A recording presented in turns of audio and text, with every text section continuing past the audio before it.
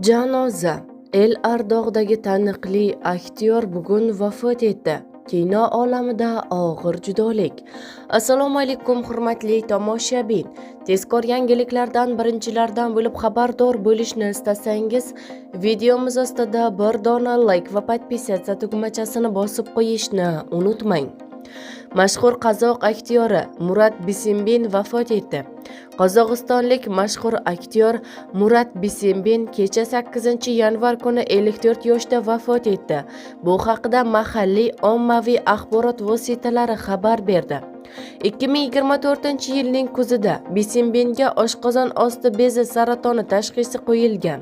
2025-yil dekabr oyida aktyor insult bilan shifoxonaga yotqizilgan. Shundan so'ng u shifokorlar nazorati ostida bo'lgan. Murat Bisimbin 1972-yil 11-oktyabrda Qizil O'rdada tug'ilgan. U qishloq xo'jaligi muhandis-mexanigi ma'lumotini olgan, keyinchalik Olmaotadagi San'at akademiyasini tamomlagan. Reketchi filmidagi Ruslan roli unga eng shuhrat keltirgan. O'zbekistonlik tomoshabinlar ham uni aynan shu filmdagi roli orqali taniydi.